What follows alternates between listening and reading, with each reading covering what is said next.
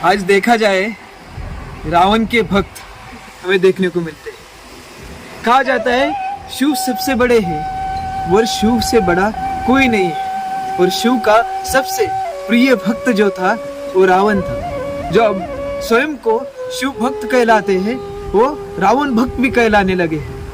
और क्या जाने उनको पता नहीं कि रावण को मारने के लिए भगवान ने प्रभु श्री राम का अवतार लिया था। अभी देखा जाए तो ऐसे शिव भक्त है जो रावण को भी मानते। रावण को मानने में महज कोई तरस नहीं है, पर रावण पे तरस आता है क्योंकि उसको मारने के लिए भगवान को खुद अवतार लेना पड़ता है। और ऐसे रावण भक्त कोई स्टेटस डालता है मैं रावण भक्त हूँ, रावण रावण किसी कोई तो रिंगटोन लगाता है, उस पे मुझे रहम आता है, उन पर हंसी आती है। क्योंकि रावण जैसा राक्षस कोई नहीं था। माना जाता है कि पुराणों में बताया है रावण जैसा महाज्ञानी पंडित बुद्धिमान कहीं नहीं था। जहाँ एक कथा आती है जो कि प्रभु श्री राम को पूजा करनी थी, तब उनको आचार्य चाहिए था, तब आचार्य नहीं मिलता है तो जाम्बुवन रावण के पास जाते हैं, उसको बोलते हैं कि मेरे जो यजमान है उनको आचार्य चाहिए, आचार्य चाहिए। इसलिए जाम्बुवन रावण के पास उसको एक पंडित की जरूरत है, ऐसे आचार्य की जरूरत है, वो पंडित ब्राह्मणों में श्रेष्ठ हो, उसको पूरे विधि विधान मान्य हो।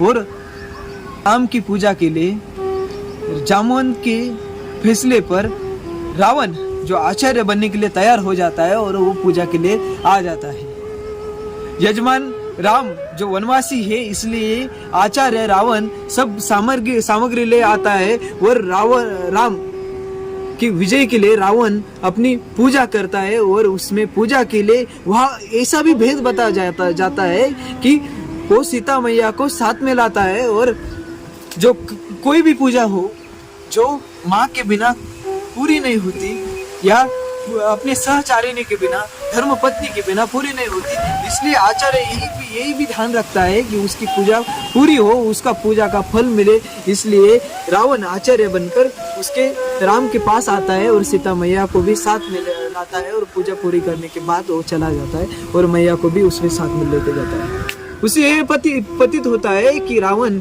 सबसे बड़ा विद्वान था, ब्राह्मण था, महज उसके पास बहुत सारी कलाओं का ज्ञान था, पर उसने कई देवताओं को बंदी बना लिया था, कई ग्रहों को बंदी बना लिया था। और उसका पूरा टारगेट यही था कि दुनिया में अधर्म पैदा करना, दुनिया का विनाश करना और दुनिया पे प्रभुत्व और दुनिया पे शासन करना, रावण राज शासन करना। अभी देखा जाए सबसे रोचक तथ्य है जो रावण ने मरने से पहले सपने में सोचा था। उसके सपने थे, उसकी इच्छाएं थे, आकांक्षाएं थे। सपने सबके होते हैं, अपने भी कुछ सपने हैं, पर सबके सपने अलग अलग होते हैं। अपने सपनों में राम है, अपने सपनों का राम अलग है, हर एक सपनों का राम अलग अलग है। पर रावण के सपने अलग थे।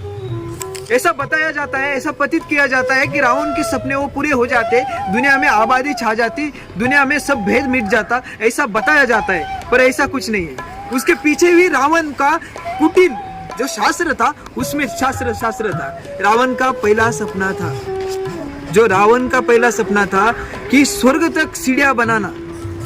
रावण का भेद मिटाना चाहता था, जो मनुष्य में और जो स्वर्ग में देवी देवताओं में जो भेद है, जो रावण में राक्षसों में और देवी देवताओं में भेद है, वो उसको मिटाकर उसको वो एक करवा देना चाहिए था, चाहता था। अभी देखा जाए तो स्वर्ग तक जैसी सीढ़ियां बन जाती तो वो भगवान के अंदर और मनुष्य के अंदर या राक्षसों के अंदर कोई भी भेद नहीं रहता। जैसे हम शिक्षक और गुरु के बीच में जैसा अंतर होता है, जिसका सम्मान होता है, कोई भी किसका सम्मान नहीं करता, एक कुटिल नीति उसमें दिखाई जाती है। रावण का दूसरा सपना था कि उसको सोने में सुगंध डालना था। रावण में कई देवी देवताओं को हरा कर, कई राजा महाराजाओं को हरा कर, उनका सपना लूट कर, उनका सोना लूट कर उसने अपनी लंका बनाई थी। हालांकि कबीर महाराज को भी परास्त करके वो सोने की लंका हथिया थी। जबकि सोने का सुगंध आ जाता तो वो किसी को भी नहीं छोड़ता, सभी का सोना ले लेता। ऐसे सपने का कोई भी अर्थ नहीं निकलता, यही सपना विनाश का ही कारण। अभी देखा जाए तो तीसरा सपना है इंसान के खून का रंग सफेद करना। रावण में बहुत सारा हाहाकार मचाया था। उसने रावण ने बहुत सारे जो हीन दलित है उनको मारा था। वो खून का पैसा था, इतना खून बहाया था कि पूरी जमीन, पूरे बाढ़, पूरी नदियां खून की बहने लगी थी। और उसका मानना था कि मैं जब इंसान का खून रंग बदल के सफेद कर दूं तो उसका पानी में मिल जाएगा, कहाँ भी नहीं दिखेगा। इसलिए वो खून का रंग सफेद करना चाहता था। इसलिए कितना भी उसने खून बहाया, कोई किसी का भी खून किया तो पता ही नहीं चला। अभी अगला सपना था उसका शराब का दुर्गंध निकाल देना।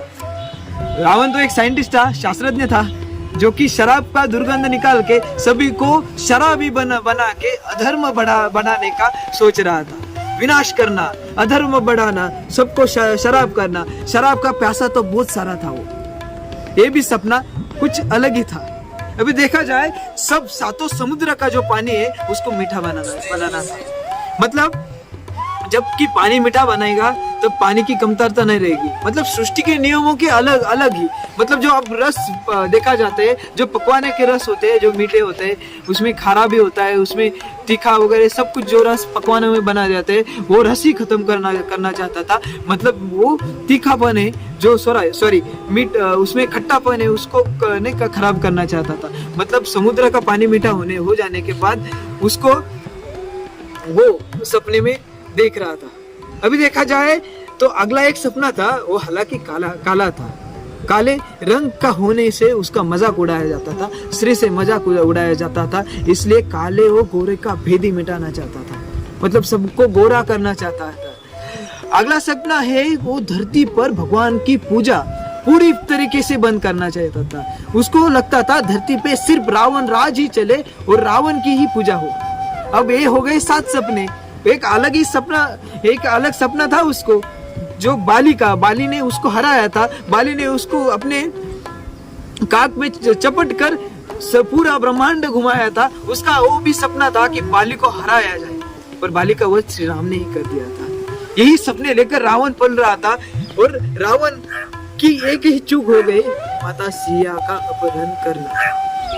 वो रचाया रामायण था, जो रावण ने शिव भक्त होके ही अपनी दानवता का उदाहरण पेश किया, और मानवता के उदाहरण के लिए प्रभु श्री राम पैदा हुए और उसका खत्मा किया। इसलिए हम प्रभु श्री राम को पढ़े, प्रभु श्री राम को हम जांचे परखे, और प्रभु श्री राम हमारे जीवन में उतरे। मर्यादा पुरुषोत्तम प्रभु श्री राम के सद्गुणों को हम परखे, उचित सद्गुणों को हमारे जीवन में एकत्रित करें, ना कि रावण के। जो रावण भक्त करके चिल्लाते, उनको यही बताना चाहूंगा, प्रभु श्री राम का कैरेक्टर पढ़िए और जीने की राह, जीने की सलाह उस कैरेक्टर से मिलेगी। चरित्र माने प्रभु श्री राम, आत्मज्ञान माने प्रभु श्री राम, और पूरा जीवन का सार माने प्रभु श्री राम, रावण नहीं। जय जय श्री राम।